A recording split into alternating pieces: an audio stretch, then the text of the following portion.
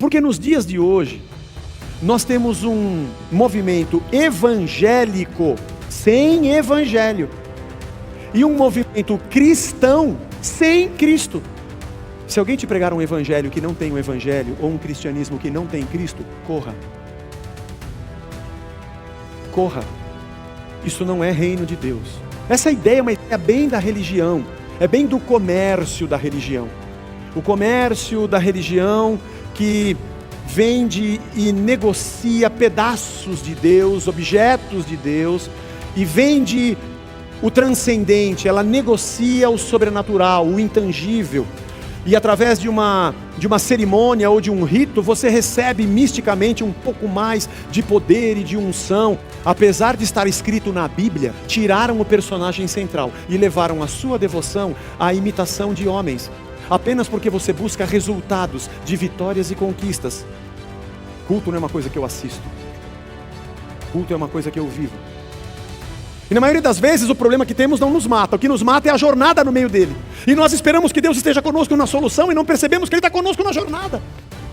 Eu não sei que batalha você está passando, nem qual caminho você está trilhando com as suas dificuldades, mas eu só queria que você soubesse que você não está sozinho. Que eles vinham andando pelo caminho, e Jesus, ressurreto, se aproxima deles. Isso era uma coisa muito comum. Lembra da parábola do bom samaritano? Que um homem descia de Jerusalém para Jericó, foi atacado por salteadores, né? Jesus conta essa parábola. Essa parábola para eles não soa estranho, porque andar pelas estradas romanas não era uma coisa segura completamente. Eles pavimentavam as estradas com pedras, tipo paralelepípedo, só que cada um com uma forma, não eram todos iguais, mas pavimentavam, tinham a sua terraplenagem, era bem avançada a construção naquela época. Eles faziam as estradas assim para que as carruagens, os carros pudessem avançar. Tinham demarcações de distância também, não é como a nossa hoje, quilômetro, milha, era estádios, né? Mas era diferente, mas tudo bem, tinham as demarcações, para que eles soubessem onde eles estavam próximos ou não das localidades onde iam visitar. E era muito comum a pessoa estar andando por uma estrada dessa sozinha e ser atacada por um bandido. Alguém que sorrateiramente escondido o atacava. Então, o que eles faziam quando viajavam? Ou apertava o passo para encontrar alguém que estava na frente, ou esperava vir alguém para ir junto. Tudo bem? Estão indo para onde? Para Emaús. Podemos ir junto? Vamos andando. Porque assim eu não estou sozinho. Então essa cena não é uma coisa novidade para esses dois discípulos que estão indo para Emaús. O fato de Jesus se aproximar e dizer: oi, tudo bem com vocês? Tudo legal, vamos aí, vamos junto, era comum. E isso acontece. Jesus estava ressurreto. Aqui nós temos um encontro de duas realidades que não vivem e não convivem juntas: a eternidade e o tempo. O Jesus eterno, ressurreto, transitou entre eles no tempo, na existência temporal. Houve uma intersecção de duas realidades. Isso aconteceu primeiramente no Monte da Transfiguração, quando Elias e Moisés, quando na verdade Pedro, Tiago e João conseguem enxergar o que a eternidade estava mostrando a eles. Pedro, Tiago e João viram Elias e Moisés. Não me perguntem como é que eles sabiam que era Elias, como é que eles sabiam que era Moisés. Só sei que foi assim.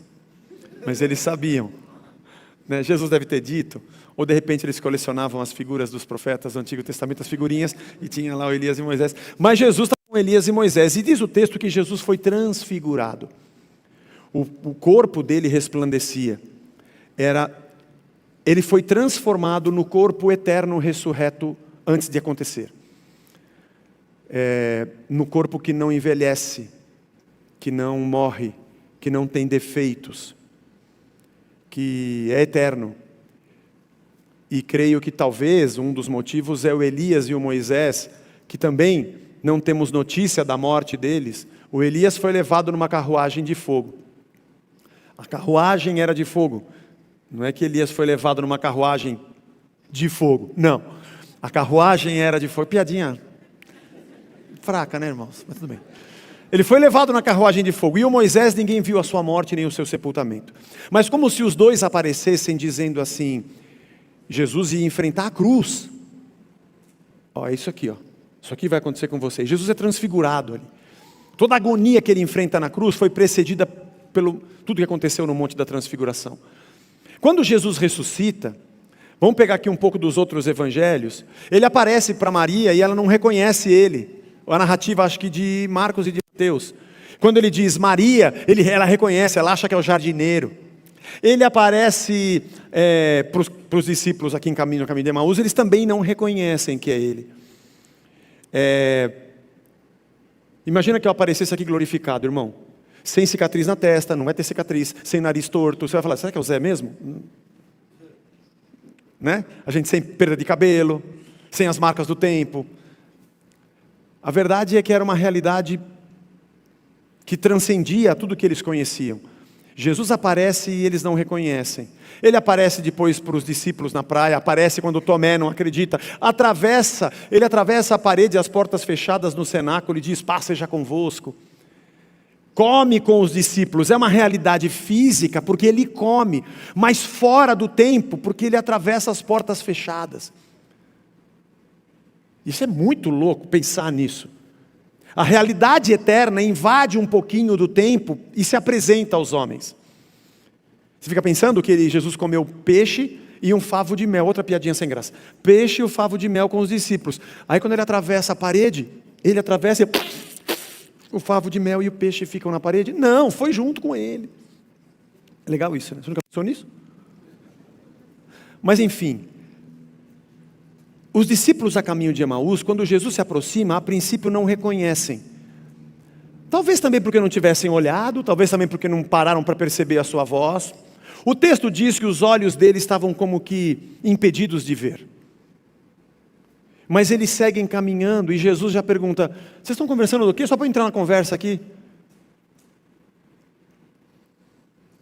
Do que aconteceu em Jerusalém, pô. Aconteceu em Jerusalém? O que aconteceu em Jerusalém? Não é possível que só você esteve em Jerusalém na festa e aconteceu tudo o que aconteceu de Jesus, que para nós era um grande profeta, poderoso em obras e em palavras. Nós esperávamos que ele seria o Messias, que ele ia redimir Israel, nos livrar de tudo. Talvez ainda numa imagem não bem formada e completa do que era o Messias, da salvação da humanidade, não apenas do reino de Israel, mas enfim, parcialmente a ideia dele sobre o reino. Mas agora já faz 3 dias que ele morreu.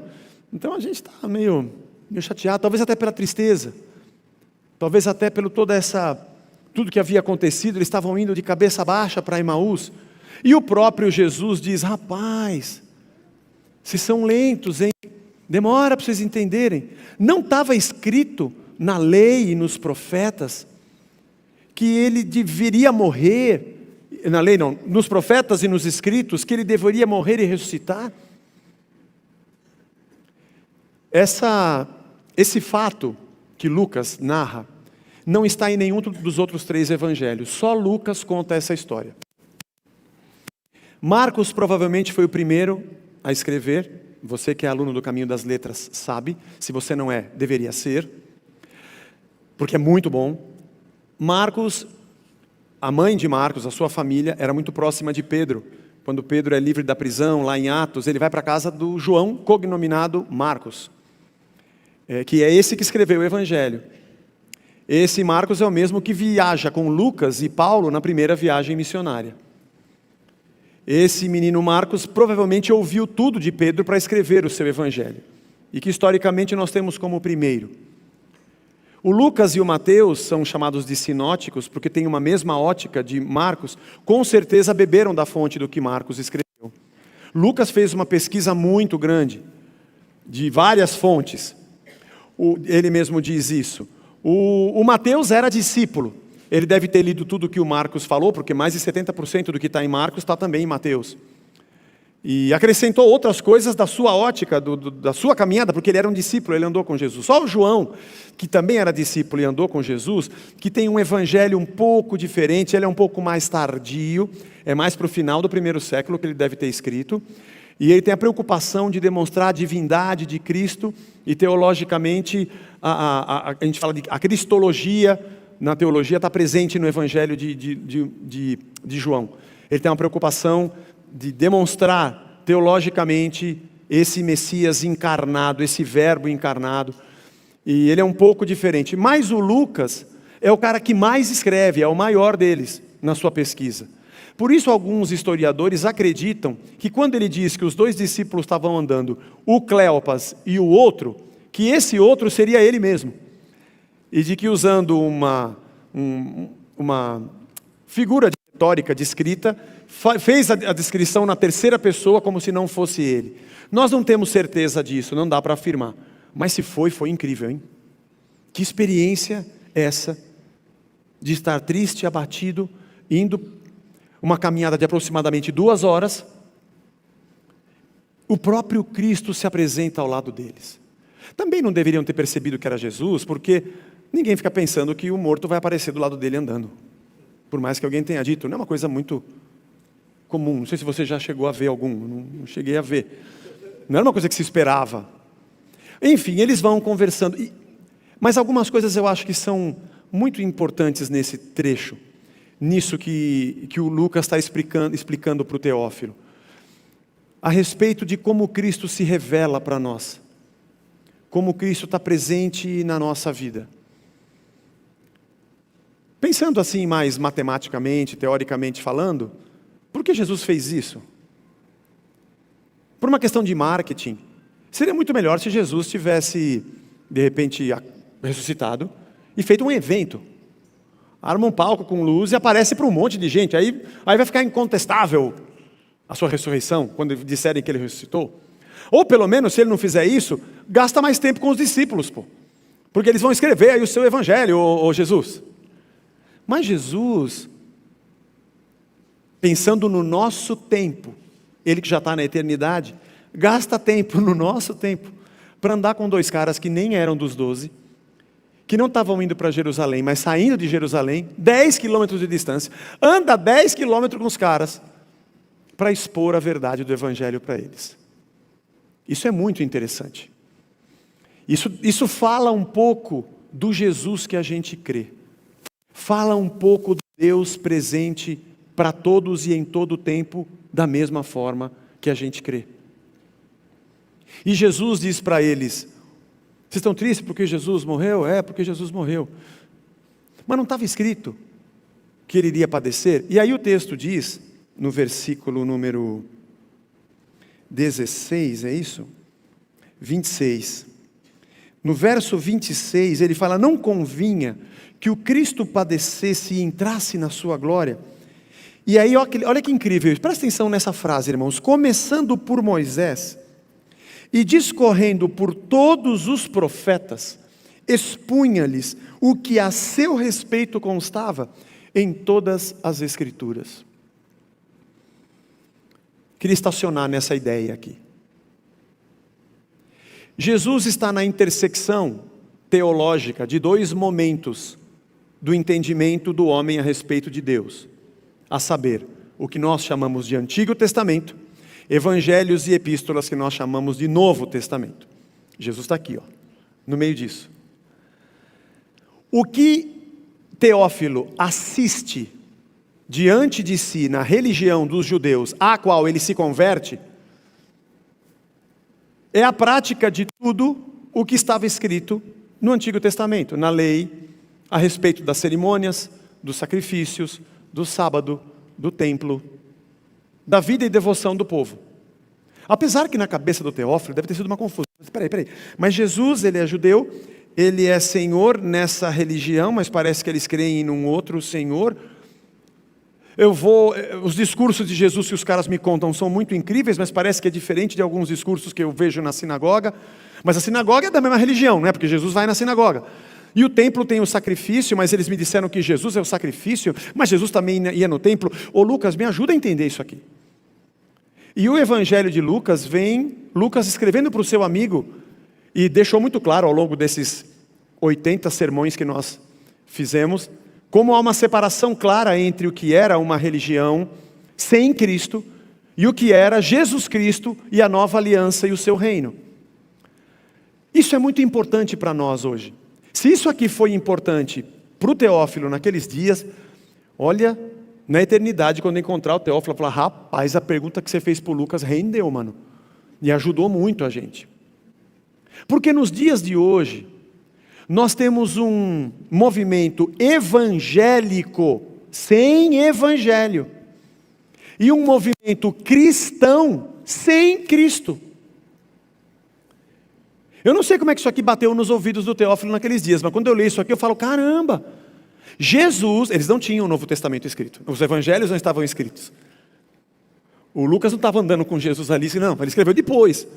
No dia em que Jesus encontrou esses discípulos a caminho de Emaús, não tinha os evangelhos escritos nem as epístolas. Não tinha nada escrito. Tudo que Jesus falou a respeito dele, da sua obra, da sua ressurreição, da sua divindade, da sua encarnação, do seu messiato, da sua obra redentora, tudo que ele falou a respeito deles para esses dois, ele falou usando tudo que estava no Antigo Testamento. Você entende isso? A Bíblia que Jesus lia era o Velho Testamento. E é interessante como hoje as pregações, entre aspas, evangélicas, são veterotestamentárias, sem Cristo.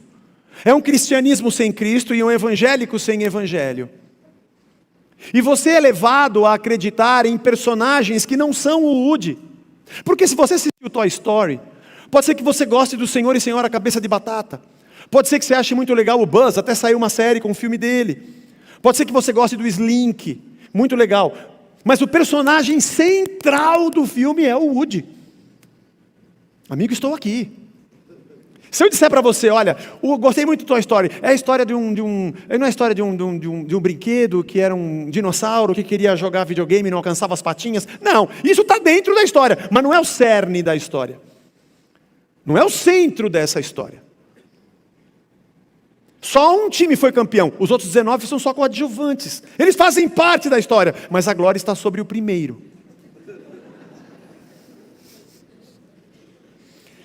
E você ouve pregações dizendo para você, vou pregar para você, vou profetizar para você, você tem que ser como o Josué, como o Davi, como o Salomão, como o Sansão, e você tem que dar essas voltas e pegar essa espada e pegar esse ramo e jogar o prato de sal, não sei aonde, e a sua vida de espiritualidade, devoção e fé fica linkada a personagens que não são o central.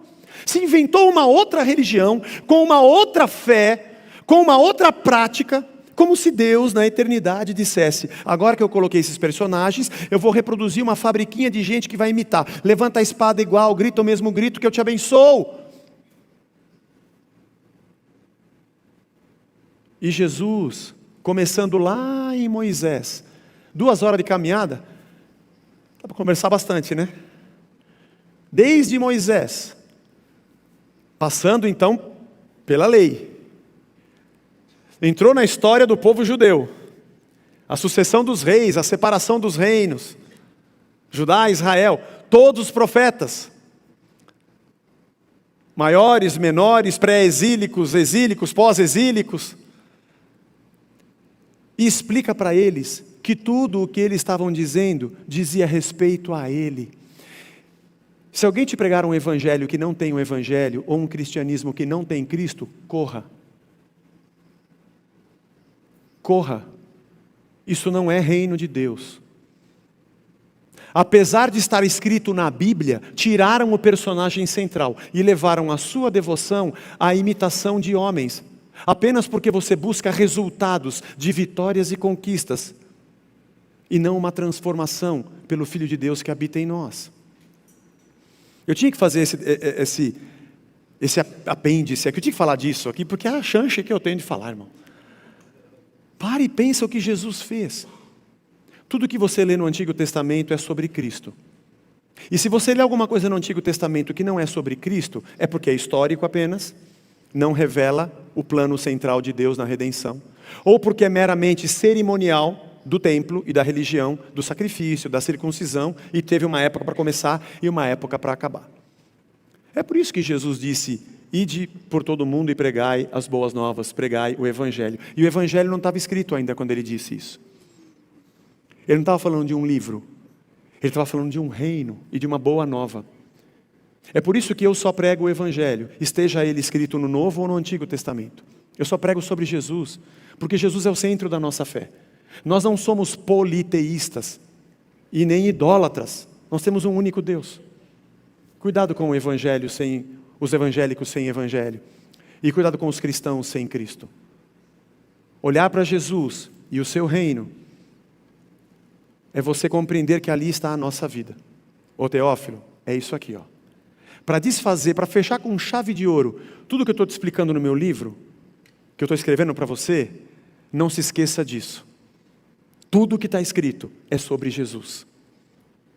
É só Jesus. E nada mais. Negue qualquer outro tipo de mensagem que te faça ficar imitando atitudes de personagens para obter resultados. Gente, comprando espadinha ungida e bugigangas espirituais, e o sal e não sei o quê. Se você quer isso, pelo menos vai direto na Conde de Sarzeda, você vai pagar 100 vezes menos. Porque a hora que passa pelo mercado da fé e chega lá na ponta do ungido, o negócio custa caro, irmão. Vamos ao que interessa, não que isso não interesse. Quando Jesus explica tudo isso para eles, parece que ele vai chegando no final desse bate-papo, e eles já estão chegando em Emaús. Mais ou menos 2 horas de caminhada, eles dizem que o sol já está, o dia já está findando, o dia para eles acabava às 6 da tarde, eles saíram de Jerusalém entre 3:30 e 4 da tarde. Aquele sol das 2 é muito ruim, deixa eu baixar um pouquinho, a gente vai. Eu me lembro quando eu era garoto, a gente fazia isso, eu estava na praia, na casa da minha tia, a gente gostava de jogar bola na praia. Que hora? 4, depois que o sol baixa. E não sei quem já jogou bola na praia, até que hora a gente joga? Na época não tinha iluminação, enquanto a gente vê a bola. Já jogou bola na praia, não é assim? Isso vai escurecendo, você ainda vê a bola, vai jogando, tem uma hora que você não enxerga mais nada, aí tudo bem. Está escurecendo, entra e vamos conversar. O papo está bom, dorme por aqui e amanhã você continua a viagem. E você não vai seguir sozinho de noite. Beleza, Jesus entra com eles, eles põem a mesa. Jesus dá graças, parte o pão, e aí os olhos dele se abrem. É Jesus! Aí ele vai embora. Aí ele desaparece. A representação da ressurreição foi muito rápida. Quando eles descobriram, ele já desapareceu. Jesus gastou 2 horas só para explicar que ele era o centro da história do mundo. Isso era mais importante, talvez. Depois que ele ressuscitou, já viram, né? Agora eu já vou, que eu tenho mais o que fazer em outro lugar. Mas tem 2 coisas aqui que eu gostaria de, já na reta final desse sermão, falar dessas 2 coisas.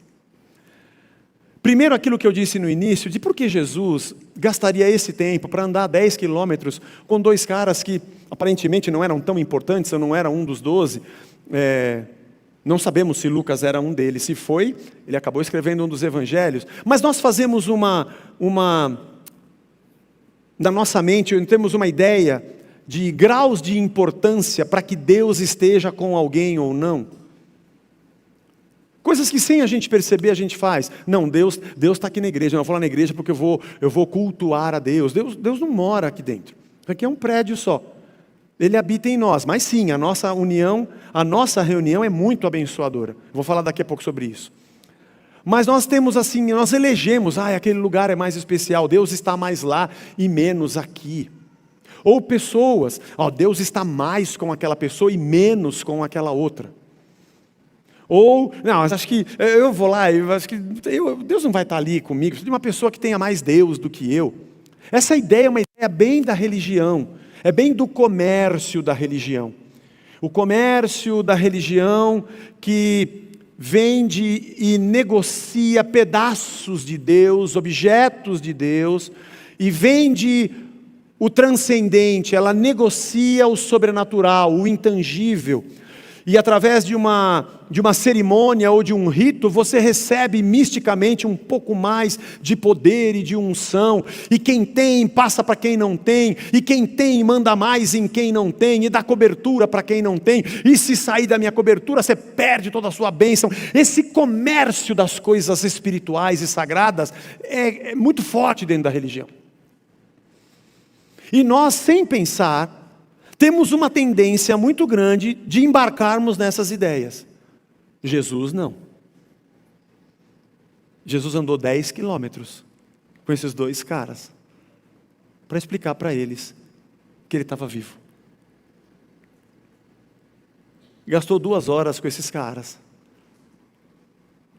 que não eram dos principais discípulos, porque não tem essa coisa de principais. Só tem a gente. Deus escolheu os 12 caras mais incríveis da terra para serem os apóstolos? Não, Ele escolheu 12. Ok, havia uma vocação, havia algo que eu não consigo entender dos céus para a terra sobre cada um, mas isso não os diferenciava qualitativamente. Isso não fazia deles seres humanos diferenciados, mais elevados espiritualmente do que outros.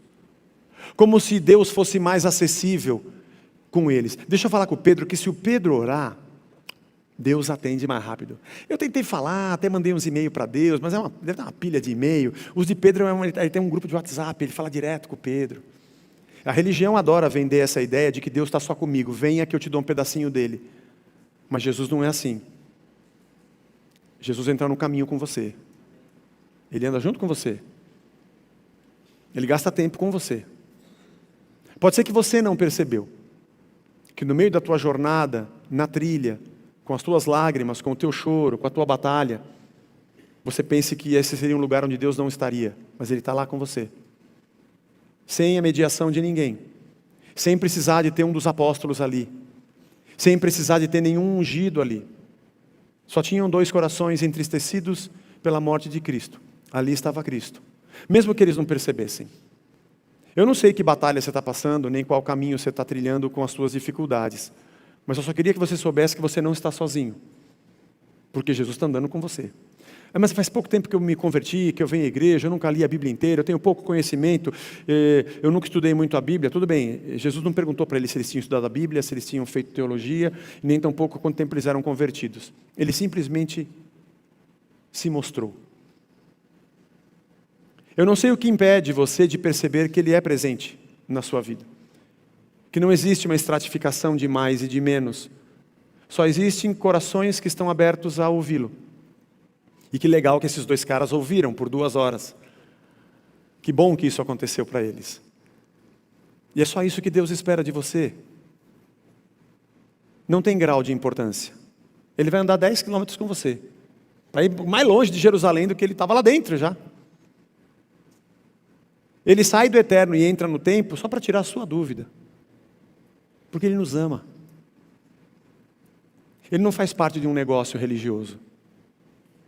Ele não fica esperando no céu a transação da fé para que Ele se apresente. Antes da Reforma Protestante havia um ditado em Roma, as ofertas e as indulgências eram os pagamentos que se faziam para o perdão dos pecados, né? Foi as teses de Lutero contra o pagamento das indulgências. E havia um ditado que eu não vou lembrar agora, que exatamente ipsis literis, mas que o tilintar da moeda no fundo do gasofilácio era o sinal da libertação de mais uma alma, ou coisa do tipo.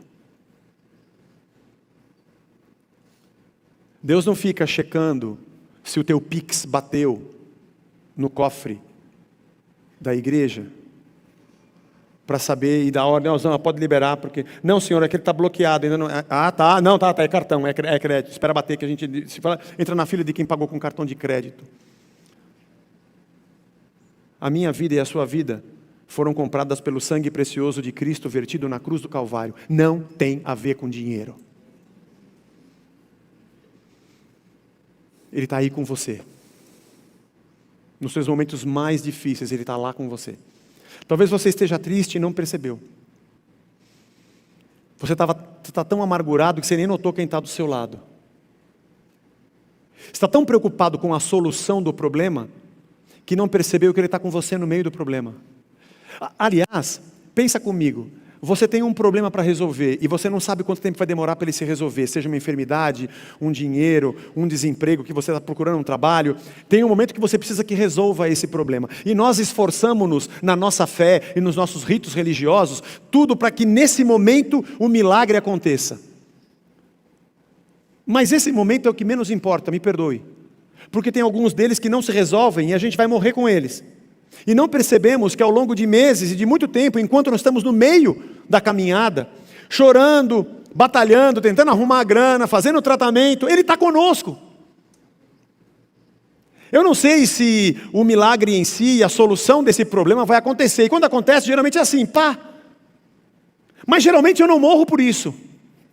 Não é porque você está sem trabalho que você vai morrer. Você morre porque o ano que você ficou desempregado, você pegou preocupação, deu piripaque, você ficou com pânico, você teve depressão, você entrou com ansiedade, e isso que acabou com você. E na maioria das vezes o problema que temos não nos mata, o que nos mata é a jornada no meio dele. E nós esperamos que Deus esteja conosco na solução e não percebemos que Ele está conosco na jornada. Ele está com a gente na caminhada. E que é na caminhada da dor que eu o vejo. É que Ele se apresenta. Ele não é aquele que me deixa sofrer e aparece no dia da vitória e fala, plim, varinha mágica, tchau, plim, Papai Noel, vim com o saco, seu presente, e eu sozinho lutando, esperando que Ele venha fazer um milagre. Ele já está. O maior milagre é que você não sucumbiu, Ele está conversando com você. São essas palavras que eles disseram, puxa vida, nós não percebemos que era Ele, mas o nosso coração ardia enquanto Ele falava essas coisas. Porque é no meio da tua batalha que você se lembra da palavra que diz, Deus é meu refúgio e fortaleza, socorro bem presente na tribulação, e isso salta dentro de você com uma força, porque é o próprio Deus te dando vida. Eis que estou convosco todos os dias até a consumação dos séculos. Não dorme nem dormita o guarda de Israel. Nós não paramos para perceber como essas palavras, elas são vida para nós. Ele está com a gente, falando sem parar. Está ouvindo? Então Ele está falando. Ele está falando. Fique tranquilo. Não está faltando nada para você. E eu sei que você deve ter um amigo que é crente, evangélico, ele só te atrapalha. O amigo ateu é mais legal. O ateu, você conta o problema para ele, e ele fala, vamos tomar uma pinga. O amigo ateu fala, vou te ajudar, vou te apresentar uma pessoa. Ou vai falar, relaxa cara, uma hora isso passa. Ele vai tentar te pôr para cima. Agora, se for um evangélico, vai falar que você não deu dízimo, você está em pecado, você não participou da campanha, você furou a corrente, está fora da cobertura, está na igreja errada. Aí vem com um monte, aí pega tudo aquilo que não fala de Cristo e joga para cima de você como se fosse uma maldição. Deus nos livre disso. Depois você procura uma música da Rita Lee, uma música evangélica. Que se chama, é uma oração. Deus me proteja da tua maldade, da tua macumba. É bem interessante, eu não lembro o nome agora.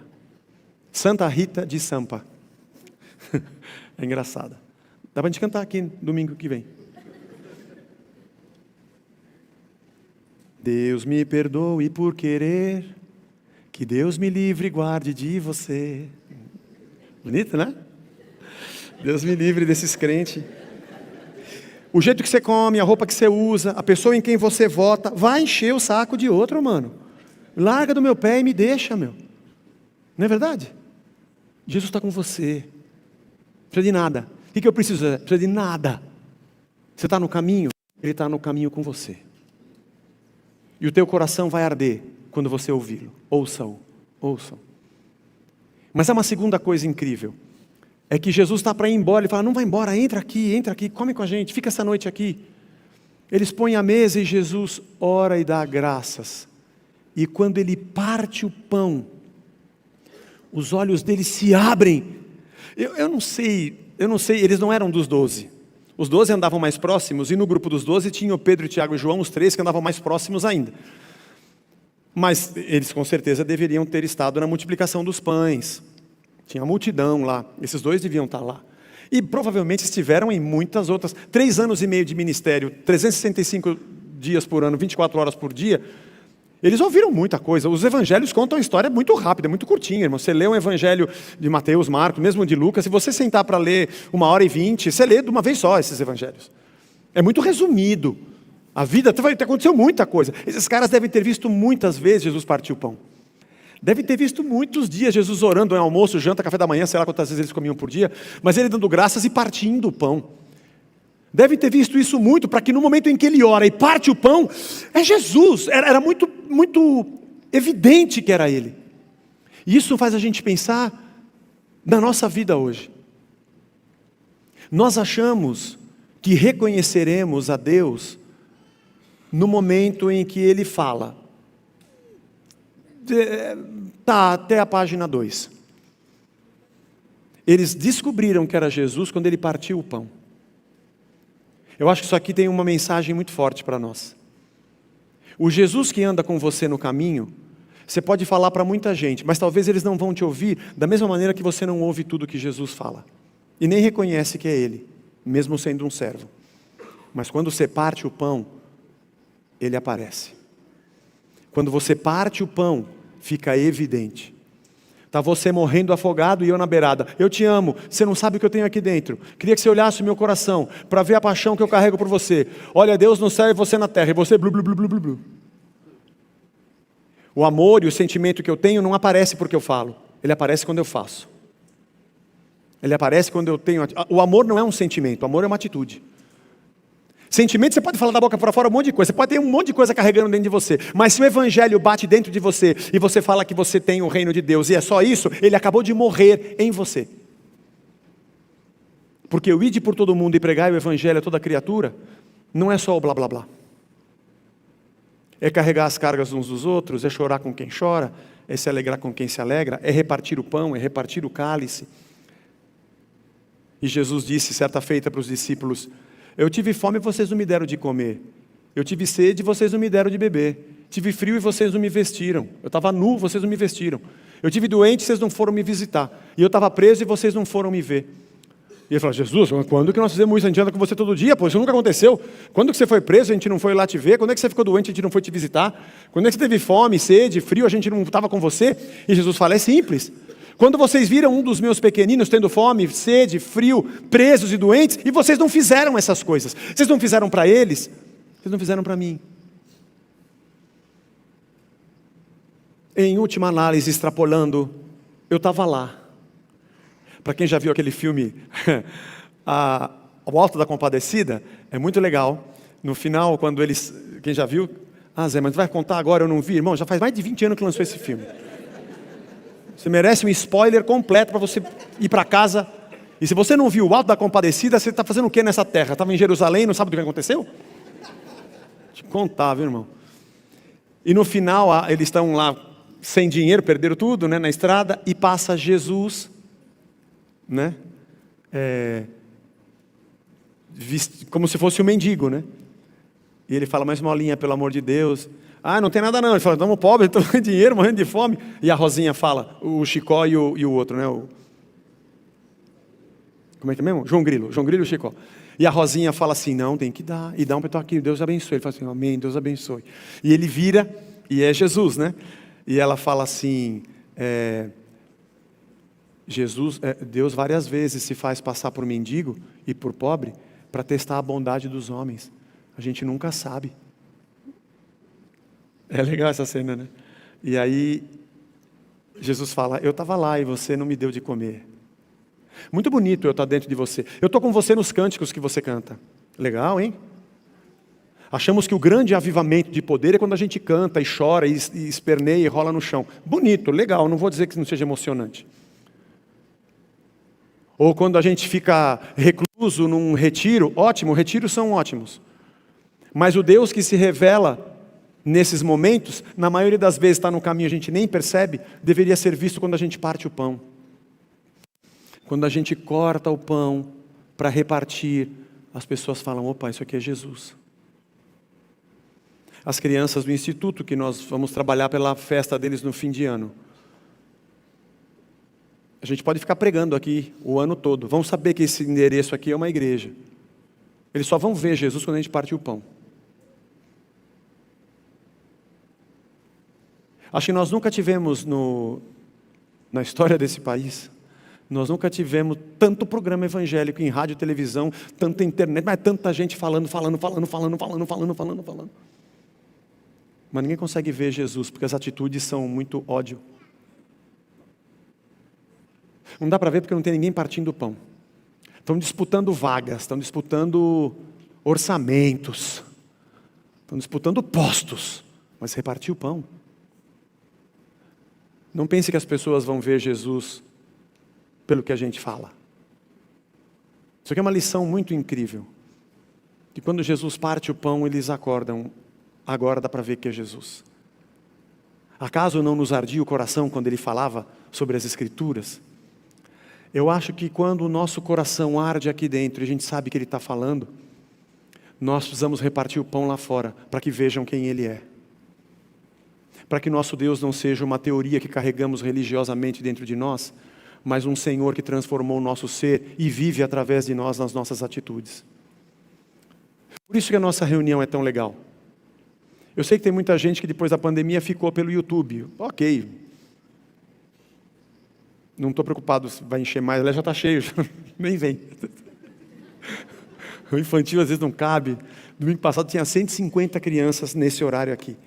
Jesus, Maria José e um burrinho indo para o Egito. Não cabia mais. Mas não é isso. É que culto não é uma coisa que eu assisto. Culto é uma coisa que eu vivo. É tudo que eu faço, na frente de todo mundo que eu conheço, de maneira agradável a Deus, e que faz Ele ser presente e visível no nosso meio. Por isso que é muito legal estar aqui, com todo respeito a quem faz o que quer fazer. Porque eu falo aqui, vou acabar daqui a pouco, 35 minutos. Hoje foi um pouquinho mais, comecei um pouco antes, mas é 30, 35 minutos a minha pregação. Mas você não fica aqui 30 minutos. É muito mais legal, você chega aqui antes. Aí você já viu ali que hoje tem as verduras lá da Missão Sal, né? Ó, aliás, tem pouquinha, vai acabar. Um beijo para o Capelete, para todo mundo da Missão Sal. Então, já é legal vir encontrar o pessoal, como é que tá? Já é legal. Chega na cantina, tem um outro conversando, e fala do time, já chega o garoto com a figurinha, falta só 56 agora para mim, irmãos. Então, troca as figurinhas e brinca e conversa um com o outro. O culto já começou. Nós estamos repartindo pão, nós estamos repartindo vida. A gente está se encontrando, a gente está se abraçando. E vai acabar, vai acontecer a mesma coisa. A gente está jogando ping-pong, aí eu ganhei, fala, mas entra você, mas você ganhou, entra você, eu já joguei muito. A gente está vendo aqui, a gente está vendo graça, a gente está vendo amor, a gente está vendo... Deus está aqui, ó. Aqui Ele está também. Não, Ele está aqui também. Eu estou falando, você está ouvindo e Ele está aqui. Eu não estou pregando o Evangelho, estou pregando a minha pregação. É o Evangelho que nós lemos. Nós lemos o Evangelho, eu faço a minha pregação e Deus também está aqui. Mas a gente pode ir embora para casa e tudo que Ele apareceu aqui morrer em nós. Ou a gente pode sair daqui sendo um repartidor de pão, para que Cristo seja visto nesse mundo. Voltaram, em vez de eles irem no dia seguinte, de noite, voltaram para Jerusalém, deve ter voltado correndo, aí demorou menos tempo, e foram contar para os apóstolos, e eles se alegraram, e disseram, Ele apareceu no partir do pão. Ano que vem, faltam 2 mensagens para acabar Lucas. Ano que vem, nós vamos entrar em Atos dos Apóstolos, a partir de fevereiro. Nós vamos falar sobre o segundo livro que Lucas escreveu para Teófilo, contando a vida da igreja a partir da ressurreição. Até aqui ele contou sobre Cristo, sua morte e ressurreição. E de Atos para frente ele fala sobre a igreja nascente a partir dessa ressurreição. E essa cena de Jesus partindo o pão e eles reconhecendo Cristo vai estar muito viva nos primeiros capítulos de Atos, quando a igreja partia o pão de casa em casa, comia com singeleza de coração, havia temor no coração de todos, os apóstolos davam testemunho da ressurreição de Jesus, e a cada dia, Deus acrescentava pessoas que iam se convertendo, porque Jesus era visto na vida dessas pessoas. Vamos fazer alguma coisa, para que Cristo seja visto, pelas pessoas, mais do que falamos, por quem somos e pelo que fazemos. Amém? Vamos ficar de pé, vamos agradecer.